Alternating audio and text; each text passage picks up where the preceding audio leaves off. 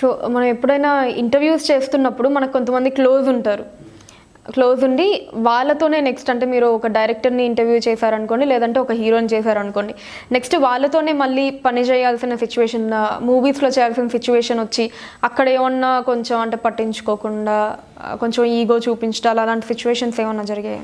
అట్లా ఏం జరగలేదు. మొన్న ఒక సినిమా చేశాము ఎమ్మెల్యే అని చెప్పి, అందులో కాజల్ హీరోయిన్. కాజల్తో నేను ఇంతకుముందు 2-3 ప్రోగ్రామ్స్ చేశాను, సూపర్ హిట్ ప్రోగ్రామ్స్ అని యాంకరింగ్ చేశాను.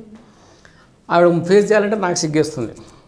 అంటే వీడు యాంకర్, ఇప్పుడు ఈ క్యారెక్టర్ అంటే కళ్యాణరావు గారి బ్రహ్మానందం గారి గ్రూప్లో నేను ఉంటాను. సో ఆవిడ ఫేస్ చేయాలంటే నాకు సిగ్గు అనిపిస్తుంది. నేను ఆవిడ సీన్లోకి వచ్చినప్పుడు నేను దాచుకోవడం, సెటిల్ ఆవిడ అక్కడ ఉంటే నేను ఇక్కడ ఉండడం, ఆవిడ చూస్తుంటే నేను ఇటువైపు మాట్లాడడం, ఇలాంటి మొత్తానికి 4-5 రోజులు ఆమెను చూడకుండా చేశారు. అమ్మాయి షూటింగ్ అయిపోయింది, నా క్యారెక్టర్ అయిపోయింది, ఆమె వెళ్ళిపోయింది, తలకని పోయింది అనుకున్నాను. ఆమెతో ఇంటర్వ్యూ చేయాల్సిన పని వచ్చింది మళ్ళీ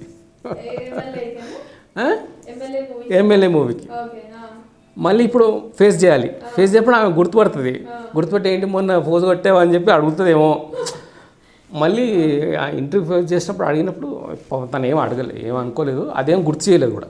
తను కూడా ఇబ్బందిగా అనిపించింది, ఇబ్బందిగా ఫీల్ అయింది. నేను ఇబ్బందిగా ఫీల్ అయ్యాను, నేను చేస్తున్నది చిన్న క్యారెక్టర్ కదా, నేను కూడా ఫీల్ అయ్యాను. అది హీరోయిన్, అట్లా జరిగింది.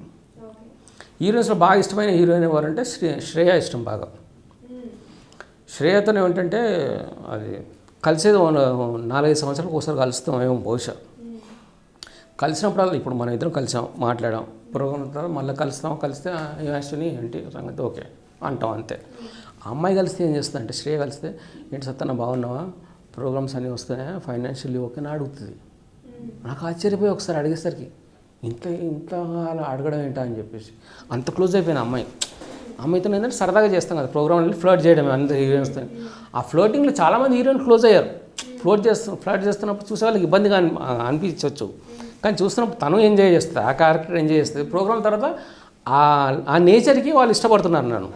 ఎందుకంటే వీడు ఉండేటప్పుడు మన రిజర్వ్గా ఉంటాడు, ప్రోగ్రాంలో మటుకు ఫ్లర్ట్ చేస్తూ కొంచెం ఓవర్ యాక్టింగ్ చేస్తాడు, కానీ బయట కూడా బాగుంటాడు, మర్యాద వస్తాడు అని చెప్పి చాలామంది హీరోయిన్స్, ఆ హీరోయిన్ అని కాదు చాలామంది హీరోయిన్స్ కూడా నాతో బాగుంటారు. అందులో శ్రేయ ఒకటి.